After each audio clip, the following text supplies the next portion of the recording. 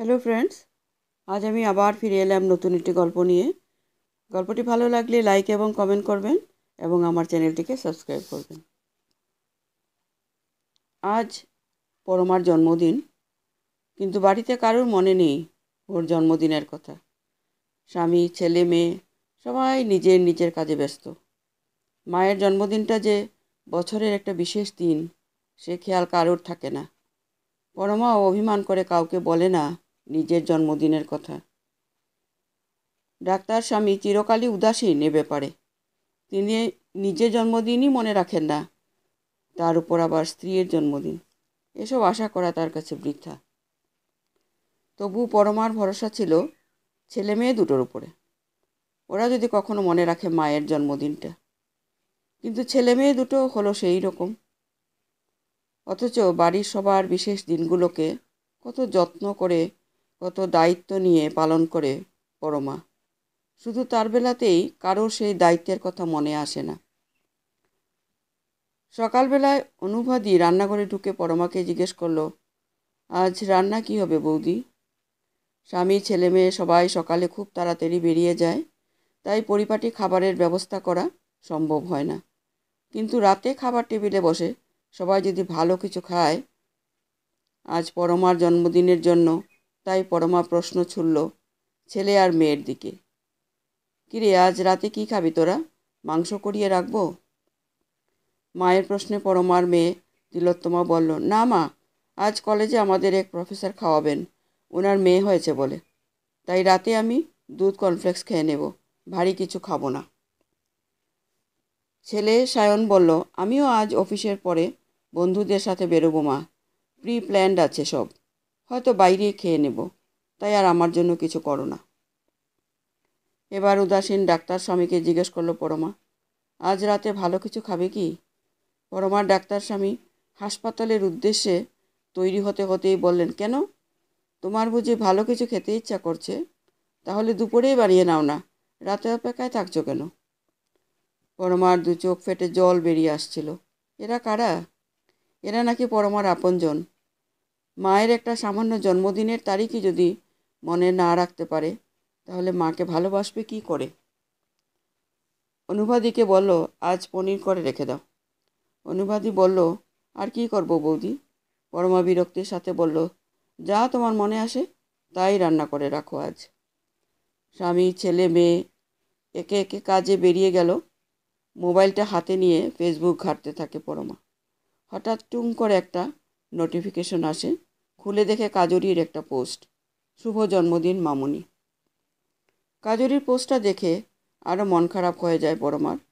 যে মেয়েটার সাথে এখনও পাকাপাকিভাবে সম্পর্ক তৈরি হয়নি, সেই মেয়েটাই মনে রাখলো ভাবি শাশুড়ির জন্মদিন। নিজের ছেলে মেয়েই ভুলে গেল। পরমা মনে মনে ভাবে, হয়তো আমার চেয়ে ওরা অনেক বেশি প্রতিষ্ঠিত হয়েছে বলে আমাকে আর গুরুত্ব দেয় না। ছেলে ইনকাম ট্যাক্স অফিসার, মেয়ে কেমিস্ট্রির প্রফেসর, সেখানে আমি কি? কতটুকু আমার যোগ্যতা? সমীরের অসুস্থ মায়ের যত্নে যেন কোনো ত্রুটি না থাকে, তার জন্যই তো সমীর নিয়ে এসেছিল আমাকে এ সংসারে। সুখ, সমৃদ্ধি, সামাজিক সম্মান সব কিছু পেলেও ছোট ছোট সুখ থেকে সারা জীবন বঞ্চিত থাকতে হলো আমায়। আমাকে ভালো রাখার ইচ্ছেটা, আমার মনকে ভালো রাখার ইচ্ছেটা কারোরই কোনো দিন থাকলো না। তবুও শাশুড়ি মা যতদিন বেঁচে ছিলেন, ভালোবাসা পেয়েছি আমি। নিজে বিছানা ছেড়ে উঠতে পারতেন না, তবুও অনুবাদীকে বলতেন পায়েস বানাতে। আজ সেই মানুষটাও নেই, আর আমার জন্মদিনও কারোর মনে নেই। এসবের মাঝেই কাজরির ফোন আসে। হ্যালো মামুনি, কি হলো তোমার? অনলাইন আছো, অথচ আমার পোস্টের কোনো জবাব দিলে না তো? ভাবি পুত্রবধূর কাছে নিজের ছেলেমেয়ের নামে কি আর অভিযোগ করবে, এই ভেবে পরমা বলল, একটু ব্যস্ত ছিলাম রে। কাজরি সোজা প্রশ্ন করে বলল, তোমার মন খারাপ তাই না মামুনি?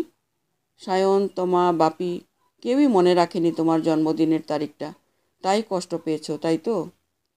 ভাবি পুত্রবধূর কাছে মনের কষ্ট লুকোতে পারলেও একজন মনোবিদের কাছে বোধহয় নিজেকে লুকানো যায় না, তাই ধরা পড়ে পড়ে পড়ে যেতে হলো কাজরির কাছে। পরমা কাঁদো কাঁদো স্বরে বলল, আসলে আমি তো ওদের মাঝে খুব বেমানান। তাই বোধহয় আমার গুরুত্বটা ওদের কাছে এত কম। আমাকে যে ভালোবাসতে হয়, আমাকে যে ভালো রাখতে হয়, সে কথা কোনো দিনই মনেই আসে না ওদের। কাজরি পরমার কথায় হো হো করে এসে উঠল। তারপরে বলল, তোমাকে ভালো রাখার কথা ওদের কেন মনে আসবে মামুনি? তোমাকে ভালো রাখার কথা তো তোমার নিজের। নিজের জীবন নিজে উপভোগ করো। কেউ এসে তোমাকে ভালো রাখবে আর তুমি ভালো থাকবে মামুনি? এ কেমন কথা বললে তুমি? কাজরির কথায় আর হাসিতে খুব রাগ হলো পরমার। সে রেগে গিয়ে বলল, তাই বলে মায়ের জন্মদিনটাও ভুলে যাবে ছেলে মেয়ে? কই, আমি তো ভুলি না কোনো কিছু। ওদের কখন কি লাগবে সে তো ওরা মুখ ফুটে বলার আগেই ওদের হাতে পৌঁছে দিই। বিনিময়ে এইটুকু কেয়ার কি আমি আশা করতে পারি না মা হিসাবে? না, পারো না। কাজরির এমন অকপট জবাবে কেমন থমকে যায় পরমা। কাজরি বলে চলে, তোমার ছেলে মেয়েকে তুমি যা করো ভালোবেসে করো। যেখানে ফেরতের আশাটা রাখো তোমার ঠিক কাজ নয়। আজ তোমার জন্মদিন, কেউ মনে না রাখলে তো বয়েই গেল। তুমি তো মনে রেখেছো। সেলিব্রেট করো নিজের জন্মদিন। পরমা বলল, তা আবার হয় নাকি? কাজরি বলল, কেন হবে না? তুমি বেরিয়ে যাও বাইরে কোথাও। সারাদিন ঘুরে ফিরে রাতে বাইরে খেয়ে চলে আসবে। ওরা ফিরলে বলবে আজ তোমার জন্মদিন ওরা মনে রাখেনি, তাই তুমি নিজেই সেলিব্রেট করেছো। পরমা বলল, তাহলে তুই বলতে চাস ওদের আমার প্রতি এই উদাসীনতা এটা কোনো ব্যাপার নয়? কাজরি এবার শান্তভাবে বলল, সায়ন, তোমা বা বাপি কেউই তোমার প্রতি উদাসীন নয়। আজকের ব্যস্ততার জীবনে আমাদের সাধারণ জীবনধারাকে আমরা কখনো হয়তো পিছনে ফেলে যাই। ওরা যে তোমার বিষয়ে একটু নজর কম রাখে তার জন্য কিন্তু তুমিই দায়ী। তুমি যে সংসারে একজন গুরুত্বপূর্ণ মানুষ সেটা ওদেরকে বুঝিয়ে দেওয়ার দায়িত্বটা কিন্তু তোমার নিজের। পরমা বলল, হ্যাঁ, সব দায়িত্ব তো আমারই, ওদের কোনো দায়িত্ব নেই। কাজনী নরম সুরে বলল, ওরা যতই বড় হয়ে যাক না কেন মামুনি, ওরা তো তোমার সন্তান। আর সন্তান ভুল করলে তাকে সঠিকটা তো মায়েরই শিখিয়ে দেওয়ার কথা। তবে মামুনি, আগে একটা শিক্ষা তুমি নিজে নাও, নিজেকে ভালো রাখার শিক্ষা। তুমি যদি নিজেকে ভালো না বাসো তবে কেউ তোমাকে কোনো দিন গুরুত্ব দেবে না।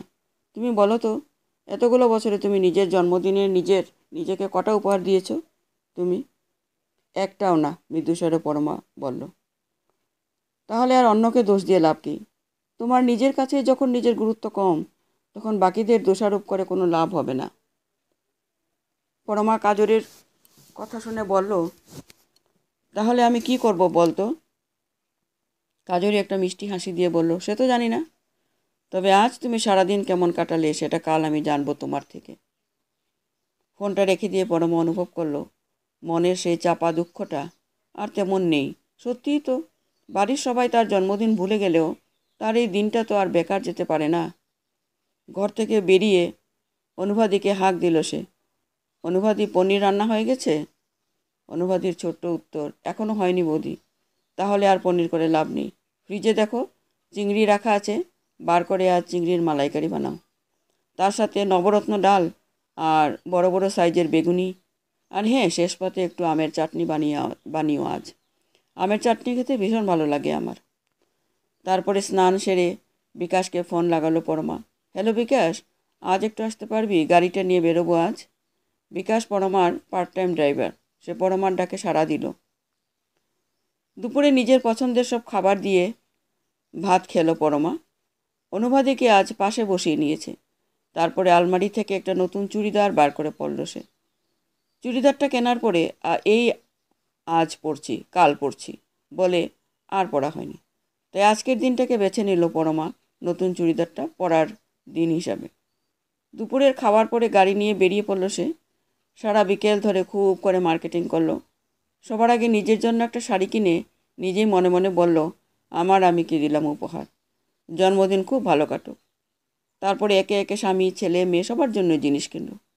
শেষে বাড়ি ফেরার পথে বেশ কিছু পেস্ট্রি, আইসক্রিম আর রাতের জন্য বিরিয়ানি, মাটন কোরমা নিয়ে বাড়ি ফিরল। যদিও সে জানে রাতে তার ছেলে মেয়ে নাও খেতে পারে, তবুও সে কিনল সব খাবার সবার জন্য। বাড়ি ফিরে এসে দেখল সমীর চেম্বার শেষ করে বাড়ি ফিরে এসেছে। তমাও ওর নিজের ঘরে বসে টিভি দেখছে। এমনকি সায়নও ফিরে এসেছে বাড়িতে। বারান্দায় দাঁড়িয়ে কার সাথে ফোনে কথা বলছে। খাবারগুলো রান্না করে আর জামা কাপড়ের প্যাকেটগুলো বিছানার উপর রেখে হাত মুখ ধুয়ে এসে সমীরের কাছে বসলো। সারা গায়ে লোশন মাখতে মাখতে বলল, আজ চেম্বার থেকে এত আগেই উঠে এলে যে? পেশেন্ট কম ছিল বুঝি? সমীর জবাব দিল, বড়মা ছেলে আর মেয়েকে ঘরে ডেকে ওদের জন্য কেনা জিনিসগুলো দেখাতে লাগলো। তমা জিজ্ঞেস করলো, আজ হঠাৎ এত কেনাকাটা করলে মা? বড়মা বলল, এমনি ইচ্ছা হলো তাই কিনলাম। সায়ন বলল, আজ ভীষণ গরম পড়লেও বাইরে সুন্দর বাতাস বইছে, চলো সবাই মিলে ছাদে যাই, রোজ তো এসির হাওয়া খেয়েই থাকি। কথাটা বলে সায়ন ছোট বোনকে সঙ্গে নিয়ে ছাদে উঠে যায়। সমীর আর পরমা যায় ওদের পিছু পিছু, তবে একটু সময়ের পার্থক্যে। ছাদে এসেই পরমা চমকে যায়। সারা ছাদ আলো, বেলুন আর স্টার দিয়ে সাজানো। টেবিলের উপর রাখা একটা বেশ বড় মাপের হোয়াইট ফরেস্ট কেক। পরমা অবাক হয়, তবে কি ওরা ভোলেনি কিছুই? সকাল থেকে শুধুই মনে কষ্ট পাচ্ছিল সে। কেক কাটার পরে তমা আর অনুফাদি মিলে প্লেট সাজালো। কেকের সাথে তন্দুরি চিকেন সায়নের নিজের হাতে বানানো। অফিস থেকে ফিরে একটু বিশ্রাম নেয়নি সায়ন বাবা, জানো বৌদি, হাসতে হাসতে বলে অনুবাদী। পরমার চোখে জল। এখনও তাহলে সংসারে তার দাম ফুরোয়নি। এমন সময় কাজরির ভিডিও কল। কি মামুনি, কেমন কাটলো তোমার জন্মদিন? পরমা হেসে বলল, ওরে দুষ্টু, তুই বুঝে ওদের সব বলেছিস? পাশ থেকে তমা বলে ওঠে, কাজরি আমাদের মনে করিয়ে দিতে যাবে কেন? এই ভুলে যাবার প্ল্যানটা তো ওরই ছিল। পরমা খুব অবাক হলো এমন কথা শুনে। কাজরি বলল, এটুকু অভিনয় না করলে যে তুমি নিজের জন্মদিনটা সেলিব্রেট করতে পারতে না মামুনি? ওরা সবাই এত ব্যস্ত, হতেই পারে ভুলে গেল একবার। আমিও তো ভুলে যাই মাঝে মাঝে আমার বাবা মাকে কিছু সুখের মুহূর্ত দিতে। তাই বলে কি আমার বাবা মাকে আমি ভালোবাসি না? সায়ন, তমা সব সময় আতঙ্কে থাকে। এই বুঝি ওদের কোনো কাজে তুমি নিজেকে ছোট মনে করে ফেলো। মনের মধ্যে দ্বিধা নিয়ে কি ভালো থাকা যায় মামুনি? তাই এই দুষ্টুমিটুকু করে তোমাকে বোঝানোর চেষ্টা করলাম। নিজেকে ভালো রাখার অঙ্গীকার নিজেকেই করতে হয়। তমা বলল, তুই এলি না কেন? ভিডিও কলে কথা বলছিস? আজ প্রচুর পেশেন্ট চেম্বারে, তাই আজ না কাল যাব। তোরা আজ সেলিব্রেট কর মামুনির জন্মদিন। আমি কাল গিয়ে বাসি জন্মদিন পালন করব। মামুনি, আমার ভাগের কেক আর খাবার রেখে দিও কিন্তু। কাজরি ফোন রেখে দিল। ওরা চারজন ছাদে বসে গল্পে মেতে ওঠে। পরমা মনে মনে ভাবে, দিনের শুরুটাই সব কিছু নয়, দিনের শেষটার জন্য অপেক্ষা করতে হয় কখনো কখনো। সত্যিই আজ জন্মদিনে আমার পরম প্রাপ্তি, নিজেকে ভালো রাখার, নিজেকে ভালোবাসার অঙ্গীকার। এই অঙ্গীকারটুকু বাকি জীবন ধরে করে যাব নিজের কাছে। নমস্কার।